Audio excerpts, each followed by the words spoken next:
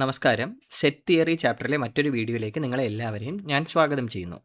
ഇന്ന് നമ്മൾ പഠിക്കാൻ പോകുന്നത് സെറ്റ് ഓപ്പറേഷനുകളെ പറ്റിയാണ്. സെറ്റ് ഓപ്പറേഷനിലെ ആദ്യത്തെ ഓപ്പറേഷനായ യൂണിയൻ ഓഫ് ടു സെറ്റ്സ് എന്നുള്ള കൺസെപ്റ്റാണ് ഇന്ന് നമ്മൾ ഡിസ്കസ് ചെയ്യുന്നത്. അതായത് അതിന് മലയാള പരിഭാഷ എന്ന് പറയുന്നത് സംയോജക ഗണം. രണ്ട് ഗണങ്ങൾ എടുക്കുക, അതിൻ്റെ സംയോജിക ഗണം എടുത്തു കഴിഞ്ഞാൽ എന്തായിരിക്കും നമുക്ക് കിട്ടുക. അപ്പോൾ ഡെഫിനിഷൻ നമ്മൾ മനസ്സിലാക്കുന്നതിന് മുന്നേ നമുക്ക് ഈ സ്ക്രീനിൽ കാണിച്ചിരിക്കുന്ന പിക്ചറിലേക്ക് ഒന്ന് ശ്രദ്ധിക്കാം. സ്ക്രീനിൽ ഞാനൊരു യൂണിവേഴ്സൽ സെറ്റ് കാണിച്ചിട്ടുണ്ട്. നമ്മുടെ പാഠപുസ്തകത്തിൽ തന്നെയുള്ള ഒരു ഉദാഹരണമാണിത്. U = 1 2 3 4 5 6 എന്നുള്ള 6 അക്കങ്ങളുള്ള ഒരു യൂണിവേഴ്സൽ സെറ്റ്.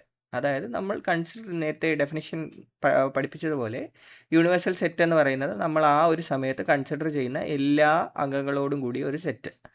അപ്പോൾ 6 നമ്പറുകളുള്ള 1 മുതൽ 6 വരെയുള്ള ഒരു യൂണിവേഴ്സൽ സെറ്റാണ് ഞാൻ ഇപ്പോൾ കൺസിഡർ ചെയ്യുന്നത്.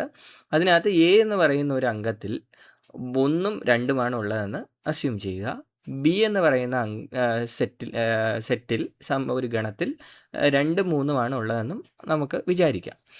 അപ്പോൾ A യൂണിയൻ B എന്നുള്ള ഓപ്പറേഷൻ നമ്മൾ ചെയ്യുകയാണ് എങ്കിൽ ഡെഫിനിഷൻ പ്രകാരം ഇങ്ങനെയാണ് പറയുന്നത്: the union A union B contains all elements in A or in B or in both. അതായത് രണ്ട് ഗണങ്ങളിലെ എല്ലാ അംഗങ്ങളും ഉൾപ്പെടുന്ന ഗണത്തെയാണ് അവയുടെ സംയോജക ഗണം എന്ന് പറയുന്നത്. അപ്പോൾ നമുക്ക് ഒന്ന് പരിശോധിക്കാം. Aനകത്ത് 1ഉം 2ഉമുണ്ട്, Bനകത്ത് 2ഉം 3ഉമുണ്ട്.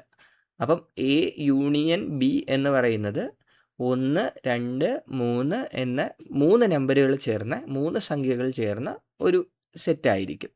അപ്പോൾ A യൂണിയൻ Bയിൽ 3 അംഗങ്ങളുണ്ടാവും. അതിൽ Aയിലുള്ള 1 2 എന്ന് പറയുന്ന അംഗവും ഉണ്ടാവും, Bയിൽ ഉള്ള 2 3 എന്ന് പറയുന്ന ആ അംഗവും ഉണ്ടാവും. അപ്പോൾ മൊത്തം 3 അംഗങ്ങളുണ്ടാവും. അപ്പോൾ A യൂണിയൻ B ഡെഫിനിഷൻ പറയുന്നത് പോലെ രണ്ട് ഗണത്തിലെ എല്ലാ അംഗങ്ങളും ഉൾപ്പെടുന്ന ഗണത്തിനെയാണ് അവയുടെ സംയോജക ഗണം എന്ന് പറയുന്നത്. ഇനി നമ്മൾ ആ യൂണിയനെ റെപ്രസെൻ്റ് ചെയ്യുന്നത് ഈ പിക്ചറിന് മുകളിലുള്ള പടത്തിന് മുകളിലുള്ള ഒരു സിമ്പൽ വെച്ചിട്ടാണ് എന്ന് ശ്രദ്ധിക്കുക. എയും ബിയും ചേർന്ന സെറ്റിൻ്റെ സംയോജക ഗണത്തിന് A യൂണിയൻ B അഥവാ യൂണിയൻ്റെ U പോലത്തെ സിമ്പൽ ശ്രദ്ധിക്കുക. ഒരു അപ്പർ C 90 ഡിഗ്രി തിരിച്ച് മുകളിലേക്ക് ഇട്ട പോലത്തെ ഒരു സിമ്പൽ, അതുപയോഗിച്ചാണ് നമ്മൾ യൂണിയനെ റെപ്രസെൻ്റ് ചെയ്യുന്നത്. അതിനെ വായിക്കേണ്ടത് union of A and B, അതായത് Aയുടെയും Bയുടെയും സംയോജക ഗണം. അങ്ങനെയാണ് നമ്മൾ റെപ്രസെൻ്റ് ചെയ്യുന്നത്.